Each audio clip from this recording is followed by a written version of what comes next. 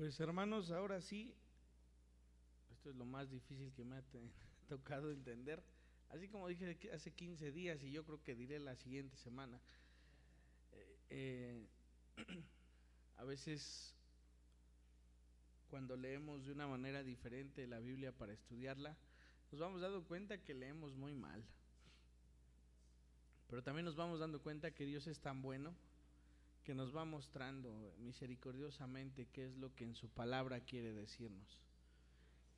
Entonces, pues pasaremos a este capítulo 6 de Primera de Corintios. Y lo haremos iniciando con una pregunta que el apóstol hace. ¿Osa alguno de vosotros, cuando tiene algo contra otro, ir a juicio delante de los injustos y no delante de los santos? Pues es una pregunta complicada, ¿no? La palabra osa es un atrevimiento total, ¿no? ¿Se atreve alguno de ustedes a ir? Pero tendríamos que aclarar primeramente qué es lo que el apóstol quiere decir con injustos, porque los compara con los santos. Entonces no está hablando de una justicia que se imparta, de seleccionar qué está bien y qué está mal. O sea, no está hablando de esos jueces que son corruptos o de esos jueces que son inclinados hacia tomar justicia a causa de un soborno. No habla de eso. Cuando dice ir a juicio delante de los injustos, se refiere a todos aquellos que no han creído en el Señor Jesús. Tan es así que la comparación la hace con los santos, ¿no? Entonces, si podemos entender esta palabra justos o injustos como salvos y no salvos, como santos y como pecadores, refiriéndose a cómo nos ve el Señor, vamos a poder dar una interpretación más sencilla de lo que es el capítulo 6. ¿O no sabéis que los santos han de juzgar al mundo? Insisto, hablando de los santos como los que han creído. Partiendo de esto, debo decir que los primeros que provocamos que los de afuera puedan incluso burlarse del cristianismo somos nosotros. Porque muchas veces vamos y contamos, es que ¿qué crees que pasó? Y vamos y contamos y decimos, yo no voy con aquel pastor porque fíjate qué pasó. Yo no voy con aquel pastor porque permite que los hermanos... Insisto, eso es llevar el juicio a los que son injustos, es decir, a los que no son salvos. ¿Y qué es lo que sucede con ello? Que el nombre del Señor es pisoteado. No somos nosotros, ¿eh? ¿Qué es lo que dice la gente? Pues para eso quieres que sea cristiano. No, mejor estoy mejor así, me comporto mejor. Nada más que el ser cristiano no se trata del comportamiento, lo hemos repetido muchas veces, se trata del que cree y del que no cree.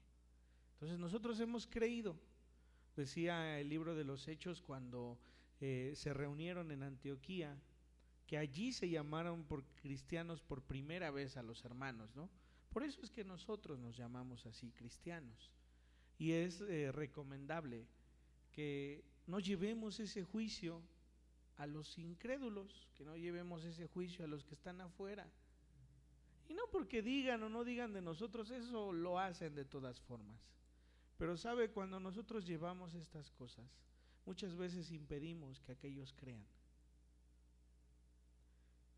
Entonces el apóstol recomienda, no se atrevan, no nos atrevamos a llevar algo así para los que están allá afuera, para los injustos, repito, para los incrédulos. ¿O no sabéis que los santos han de juzgar al mundo? Y si el mundo ha de ser juzgado por vosotros, ¿sois indignos de juzgar cosas muy pequeñas? ¿O no sabéis que hemos de juzgar a los ángeles? Cuánto más las cosas de esta vida. Estos versículos tienen un peso distinto. No está diciendo el apóstol que nosotros los que hemos creído seamos los que habremos de juzgar, ni a las personas ni a los ángeles.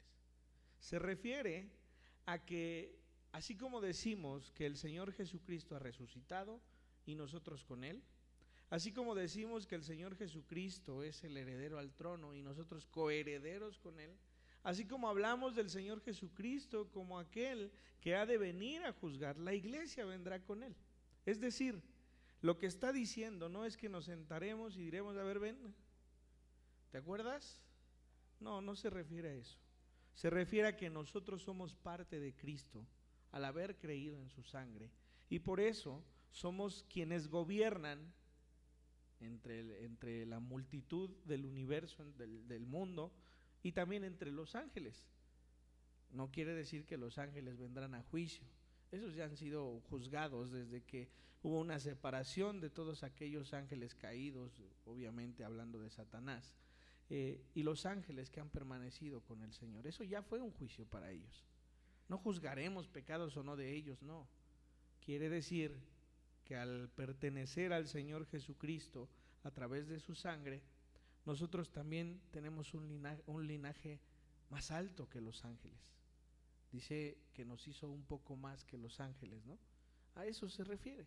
Entonces quitémonos de la cabeza que cuando el apóstol escribe esto, nos está dando autoridad a nosotros de poder juzgar a alguien, o que en algún momento lo haremos, porque todos somos igual de pecadores que los que están allá afuera,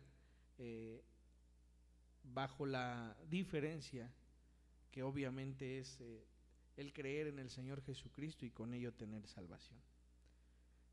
Sí, pues, tenéis juicios sobre cosas de esta vida.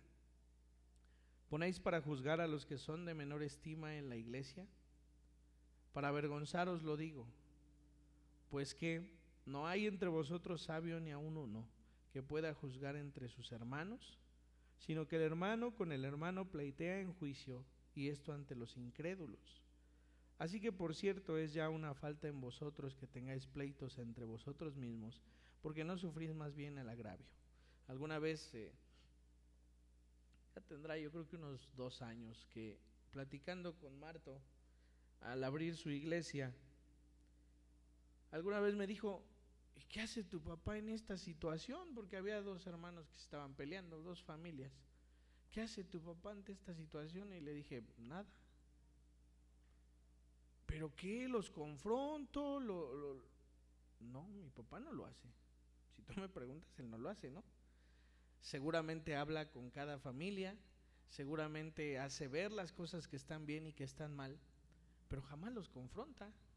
Yo no creo que usted tenga un recuerdo de eso, y si fue así, fue porque usted mismo lo llevó a que sucediera de esa forma. Pero yo he conocido familias que se fueron de la iglesia porque no hubo esa confrontación. Porque el apóstol mismo dice, para avergonzaros lo digo. Si al principio digo, no digo esto para avergonzarlos, esto sí lo dice para avergonzaros, ¿no? Pues que no hay entre vosotros sabio ni aun uno que pueda juzgar entre sus hermanos, sino que el hermano con el hermano pleitea en juicio, y esto ante los incrédulos. Es decir, entre nosotros, en la iglesia del Señor, Dios ha dotado de dones especiales, y de dones me refiero de regalos a la iglesia, para que las situaciones puedan tener un control distinto. El pastor tiene la obligación de llevar a los hermanos, obviamente a su familia, a amar a los demás. Esa es su obligación. No es su obligación ser juez y tú tuviste la culpa y entonces pídele perdón. No, no es eso de lo que está hablando. Porque incluso dice, así que por cierto, es ya una falta entre vosotros que tengáis pleitos entre vosotros mismos. Es decir, el hecho de que ya haya pleito entre ustedes que se congregan, ya está mal. Ahora imagínense, si eso ya está mal, aparte de todo lo van a llevar a los de allá afuera, para que aquellos de afuera puedan juzgar entre ustedes, y entonces se lastime el nombre de los cristianos. Eso no está bien.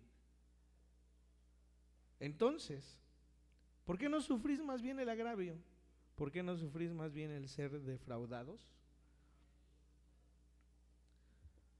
Imagínese que usted va con el hermano, el que usted me diga, y le dice, hermano, me lastimaron en el templo. Fíjese que pasó esto. Y el pastor no hizo nada. Yo le dije y solamente me dijo, hijo, Tú tienes que aprender a perdonar como Dios lo ha hecho. Eso fue lo único que hizo. Esa es su obligación. Y dice el apóstol, ¿por qué no mejor te quedas con tu agravio? ¿Por qué no mejor te quedas con el golpe, no? Ganas más. Esa es nuestra obligación como creyentes del Señor. Nuestra obligación es decir, puede que Él haya tenido razón, o puede que yo la tenga, pero mejor guardo silencio y estoy en paz. A veces yo con mi esposa solamente digo, hay que aprender a saber cómo reaccionan las personas, porque nunca cambiamos. Entonces, si tú ya sabes que esa es la reacción que tienen, entiende que así es y no te enojes y no te vuelvas a enojar, ¿no? Porque cada que pase te vas a volver a enojar. Entre hermanos nosotros somos 7. Casi no nos peleamos, debo decirlo. De repente sí estamos en desacuerdo o en acuerdo de algunas cosas, pero también debo decir que casi no lo decimos, Alguna vez con Mela y yo, no me acuerdo que me escribió y dije, yo nunca te he dicho nada, Mela. ¿De verdad? Y ella me respondió, tienes razón, y no lo voy a volver a hacer. Y no porque me incomodara si se metió o no en mi vida, de ella sabe que no es así. Pero somos seres humanos muy necios. Regularmente no hacemos caso cuando alguien nos recomienda algo. Hasta que no sucede otra cosa es cuando entendemos, ¿no? Entonces muchas veces no tiene caso. Y si en algún momento entre nosotros nos hemos enojado, porque seguramente ha pasado, no dejamos de entender que somos hermanos y que eso es más importante, ¿no? Y lo mismo debe ser entre los que nos congregamos. Si algún día usted se ha sentido ofendido, disculpe a su hermano. A veces ni siquiera es con una intención de hacerlo. Tenemos carácter feo. Pero a veces no es con esa intención de hacer menos a otra persona. Entendamos cómo somos y avancemos. Dice el apóstol, es malo de por sí que ya haya un pleito entre ustedes mismos. ¿Por qué mejor no sufres el agravio? ¿Por qué no más bien sufres el ser defraudado y ya? Créanme que viviremos más en paz que todo lo demás, ¿no? Dice el versículo 8, pero vosotros cometéis el agravio y defraudáis, y esto a los hermanos. Esos son problemas que pasan en todas las iglesias. Los pastores luego dicen, aquí no, aquí también. Entonces, confiemos que la manera correcta es siempre buscar el solucionar las cosas sin tener una confrontación con alguien. Avanzando en el capítulo, el apóstol está dispuesto a hacer ver a todos de dónde provienen. Le voy a pedir que ponga en su mente lo peor que haya hecho en su vida. No le voy a decir que me lo diga como si fuera el texto, ¿verdad? Solamente piénselo, póngalo ahí en su mente un momento. Dice el versículo 9, ¿no sabéis que los injustos no heredarán el reino de Dios? ¿Quiénes son los injustos? No erréis, dice, ni los fornicarios, ni los idólatras, ni los adúlteros, ni los afeminados, ni los que se echan con varones, ni los ladrones, ni los avaros, ni los borrachos, ni los maldicientes, ni los estafadores heredarán el reino de Dios. Y podríamos decir, ay, yo sí estoy lejos de todos esos. También el que señala, también el que miente, también el que se enoja, también el que confía en sí mismo, también el que no cree en el Señor. Todos esos somos injustos. Entonces lo que el apóstol hace es decir muy claramente en el versículo 11, y esto erais algunos. Eran fornicarios, eran idólatras, eran adúlteros, eran afeminados, se echaban con varones, eran ladrones, eran avaros, eran borrachos, maldicientes, estafadores. Eso eran, dice. ¿Qué éramos usted y yo? ¿Cómo se tendría que decir de nosotros, ahí va el borracho, o ahí va el ladrón, o ahí va el mentiroso, o ahí va el enojón. Mi tío Jaime, dicho, a mí me decía enojonatán, si no pregúntenle al Jaimito. Me decía, ahí va el enojonatán, porque se enojaba jugando, ¿no? Y me enojaba en otras cosas, pero ¿qué éramos antes de que el Señor nos tomara? Empezó diciendo, ¿no sabéis que los injustos no heredarán el reino de Dios? Todos los injustos, y por eso decía en el primer versículo, cuando hablamos de justicia y de injusticia, hablamos de los que han creído y de los que no han creído. No saben, entonces, voy a cambiar la palabra, en lugar de injustos diré, no saben que los incrédulos no heredarán el reino de Dios. Y entonces hace un listado de todos esos en ese momento actual. Pero ¿cuál es la diferencia entonces? Dice, y esto erais algunos, y aquí está la clave de todo, mas ya habéis sido lavados, ya habéis sido santificados, ya habéis sido justificados en el nombre del Señor Jesús y por el Espíritu de nuestro Dios. Esa es la diferencia de que hoy no seamos el ladrón y el ratero, y esa es la diferencia, que hemos sido lavados con la sangre de nuestro Señor Jesucristo y con el Espíritu Santo de Dios. De tal manera que ya no somos injustos, es decir, ya no somos incrédulos, ahora somos creyentes. Y porque somos creyentes, Dios ya no nos ve como todo esto que está escrito aquí. ¿Qué diremos entonces si algún día volvemos a tener una acción de estas? El hermano Adrián nos lo decía la semana anterior, ¿no? Dios ha pagado el pecado de lo que hemos hecho, de lo que hicimos ahora y de lo que haremos. De tal manera que es justo que seamos salvos. Esa es la justicia de Dios.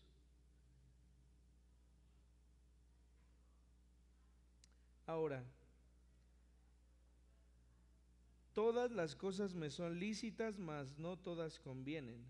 Todas las cosas me son lícitas, mas yo no me dejaré dominar de ninguna. Los siguientes versículos tienen que ver con un grupo de personas que se encontraban entre la multitud. Se les conocían como los gnósticos. Para los gnósticos, lo habré de leer para que no olvide nada. En la segunda parte de la hoja, en el tercer párrafo, dice: los siguientes versículos muestran que hay un grupo de gnósticos entre los corintios. El pensamiento de estos hombres dictaba. Esto es lo que los gnósticos, tenían en mente, pensaban y predicaban. La materia, es decir, si nosotros alguna vez fuimos a la escuela, pues la materia, hablando de la química, todo lo que es conformado, incluso nuestros cuerpos, todo es química. Dice, la materia, según ellos, no fue creada por Dios, sino por una deidad inferior, esto por las imperfecciones que hay, y carece de cualidad ética, así que los excesos del cuerpo no afectan al espíritu, único heredero del cielo, ya que solo el cuerpo ha de ir al cielo, solo el espíritu entonces ha de resucitar, ya que solo el cuerpo no ha de ir al cielo, ahí le falta un no, ahí le ponen, solo el espíritu entonces ha de resucitar. Es decir, para los gnósticos, no importa lo que hagamos con nuestro cuerpo, todo nos es lícito, ¿sí? Se dice que estos iban gritando por la calle y decían, todo me es lícito, o sea, no me señales. La palabra lícito se refiere a una permisión, pero una permisión, no una permisión de decir, pues si vas a tomar, pues está bien. No, se refiere a que nosotros, por el libre albedrío que tenemos la capacidad de decidir qué hacer y qué no hacer. O sea, para todos nosotros todo nos es permitido. O sea, nos es permitido tomar, fumar o lo que sea, por ponerle alguna palabra, porque podemos hacerlo, es el poder hacer en vez del deber ser. Entonces, estos hombres decían que para cualquiera todo podía hacerse, que al final de cuentas lo que Dios salvaba era el espíritu y no el cuerpo. Entonces, en la resurrección lo que resucitaba era el espíritu y no el cuerpo. El cuerpo, decían ellos, volverá al polvo y ahí se quedará. Mas hemos visto que la resurrección de la cual el apóstol habla, dice que vendrá el tiempo en que la resurrección por parte del Señor Jesucristo venga, en el que tendremos cuerpos transformados y cuerpos inmortales. Ese es el milagro de la resurrección, que este cuerpo que hoy tenemos pueda ser incorruptible y pueda ser inmortal. Por lo tanto, el apóstol está dispuesto a escribir ahora para que estos también escuchen. Por eso dice, todas las cosas me son lícitas, mas no todas me convienen. Es decir, puedes hacer, porque puedes hacerlo, no porque debas, puedes hacer todo lo que tú digas. Sin embargo, no todo te conviene. Todo me es lícito, dice el siguiente párrafo, gritaban los gnósticos. Sí, contesta Pablo, pero no todo es provechoso. Más aún, puede ser dañoso. Por tanto, yo no me dejo dominar por nada. O sea, decía el apóstol, todo me es lícito, sí, pero en algún momento todo eso que puedo yo hacer puede traer consecuencias para mí, y entonces yo no me dejo dominar por nada. ¿Qué es dominar por nada? Llega un momento en el que el vicio o las actitudes dejan de ser algo que nosotros dominemos. Si alguien ha fumado por un tiempo, llegará el momento en que no pueda dejar de hacerlo porque sí. No es fácil. Por supuesto que hay milagros de Dios que de un día para otro suceden, pero no en todos los casos es así. Y entonces todas estas cosas ahora empiezan a dominar al hombre, ¿no? Ya no es, digo, bueno, pues yo tomo cuando quiero, realmente no soy alcohólico. Pero ciertamente llega un momento en el que esto ya no es por una decisión propia, sino que empieza a ser un constante y empieza a dañar ahora a lo que nosotros somos. Entonces el apóstol empieza con esto. Dice, las viandas para el vientre y el vientre para las viandas, versículo 13. Pero tanto al uno como a las otras destruirá Dios. Pero el cuerpo no es para la fornicación, sino para el Señor, y el Señor para el cuerpo. Y Dios, que levantó al Señor, también a nosotros nos levantará con poder. Es decir, el apóstol empieza a argumentar que hay una resurrección y que esa resurrección tiene que ver con el espíritu del hombre y también con su cuerpo. Nosotros debemos saber esto. Cuando nosotros resucitemos, este cuerpo que hoy tenemos será el mismo. O sea, si no le gustó cómo fue en esta vida, se va a tener que aguantar, porque eso no va a cambiar. Lo que sí va a cambiar es que este cuerpo deje de ser enfermo y deje de ser corruptible. Es decir, ya no habrá una inclinación al pecado, y tampoco habrá enfermedades, y tampoco habrá tristeza, y tampoco habrá dolor, dice el apóstol cuando habla de la resurrección. Y pone un ejemplo posterior. ¿No sabéis que vuestro cuerpo, dice el versículo 15, son miembros de Cristo? ¿Quitaré pues los miembros de Cristo y los haré miembros de una ramera? De ningún modo. ¿O no sabéis que el cuerpo que se une con una ramera es un cuerpo con ella? Porque dice, los dos serán una sola carne, pero el que se une al Señor, un espíritu es con él. A ver, ¿por qué pone este ejemplo? No quiere decir que la fornicación o que el adulterio sean peor que el que miente, porque entonces estaríamos clasificando los pecados y entonces podríamos decir, bueno, no soy tan pecador como aquel. Ese no soy tan quiere decir que sí soy pecador. Entonces, si soy pecador, lo que dice la Biblia es que debo ser condenado. Hace algunos días Adi me preguntaba, porque estábamos leyendo, pues hemos estado leyendo el Deuteronomio y Levítico y Números, y habla que los que no tienen, por ejemplo, un ojo, o los que tienen algún defecto, no pueden acercarse, ¿no? Y ella decía, ¿pero por qué?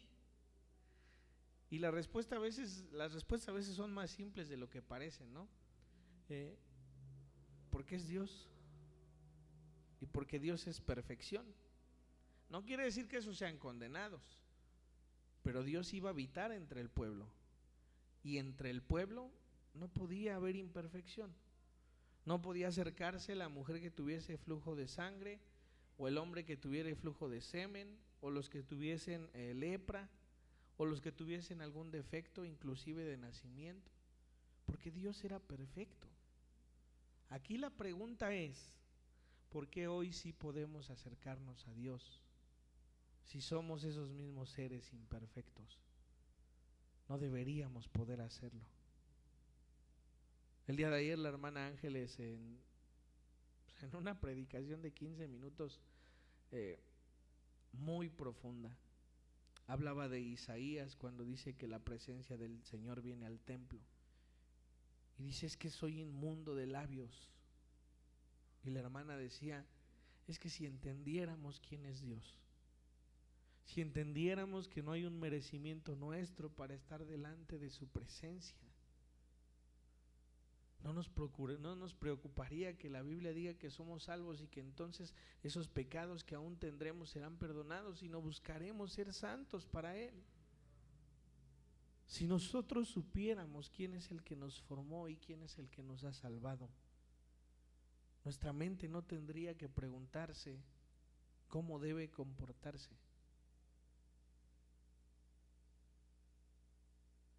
Yo estoy seguro que ninguno de los que estamos aquí, sabiendo hacer lo malo, lo hemos hecho delante de nuestros padres, porque nos avergüenza. No lo hacemos.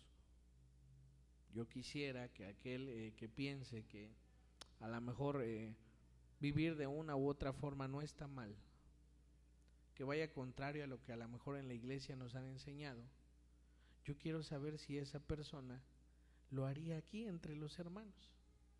No lo haría, porque nos daría vergüenza. Y entonces, ¿por qué? No nos importa que ese Dios que es perfecto, que ese Dios que es eterno, que ese Dios que ha hecho todo lo cuanto conocemos, que ese Dios que es santo, nos vea en cualquier lugar y no nos avergüence hacer las cosas. ¿Por qué pone este ejemplo? Dice la Escritura desde el Génesis que el hombre tomará a su mujer, dice, y serán una sola carne. Pero también dice la Escritura, en esta parte, que el versículo 17 dice, pero el que se une al Señor, es decir, el que ha creído en el Señor Jesucristo como Salvador, un espíritu es con Él. Nosotros sabemos que el Espíritu Santo de Dios habita en quien ha creído en Él, ¿sí? Entonces, ese espíritu que habita en nosotros no puede tener convivencia con un hombre que ha decidido fornicar o adulterar, porque la misma Biblia dice que al hacerlo son una sola carne. Entonces, ¿cómo podemos comprender que esa sola carne que está en pecado se pueda juntar con ese solo espíritu que está unido al Señor por lo que hemos creído? Por eso es que pone ese ejemplo. No quiere decir que los otros pecados, insisto, sean más leves o tengan alguna diferencia. Incluso dice, porque ese pecado es dentro de tu cuerpo, ¿no? Entonces, la clave de todas las cosas es el versículo 19 y 20. ¿O ignoráis que vuestro cuerpo es templo del Espíritu Santo, el cual está en vosotros, el cual tenéis de Dios, y que no sois vuestros? Porque habéis sido comprados por precio. Glorificad pues a Dios en vuestro cuerpo y en vuestro espíritu, los cuales son de Dios. Es decir, cuando alguien predica en una boda, en un casamiento, deja claro ver que el hombre ya no se pertenece a sí mismo, sino que pertenece a la mujer, viceversa. Lo que está diciendo el apóstol es, cuando tú recibes al Señor Jesucristo como tu Salvador, ya no te perteneces, ahora le perteneces a Él. Por tanto, tú tienes que buscar que tu cuerpo glorifique al que te ha tomado, porque ha pagado además por ti. Habéis sido comprados por precio, dice, glorificad pues a Dios en vuestro cuerpo y en vuestro espíritu. Es decir, no como los gnósticos piensan, que solamente el espíritu importa. No, tienes que hacerlo cuidando tu cuerpo y cuidando tu espíritu, porque ambos han de ser resucitados en el día que el Señor Jesucristo venga. Por eso es que se manifiesta a través de este pecado. Así que si pudiésemos concluir algo de este capítulo 6 es, si hay algún conflicto entre nosotros como hermanos, o en nuestras casas, o con nuestros vecinos, o con nuestros jefes, seamos sabios y dejemos pasar la afrenta, porque al hacerlo, nosotros vamos a vivir en paz. Y al hacerlo también, vamos a dejar la puerta abierta para que todos aquellos escuchen un día del Señor Jesucristo y puedan ser creyentes. Es que me hizo tal cosa. Te voy a recordar algo, dice Pablo. Algunos de ustedes antes eran fornicarios, eran ladrones, eran adúlteros. Y Dios los ha santificado desde el momento en que ustedes le aceptaron. Así que Dios ya no nos ve así. ¿Por qué entonces nosotros tendremos que ver a los demás así? Eso es lo que Pablo ha intentado decir en todo este momento.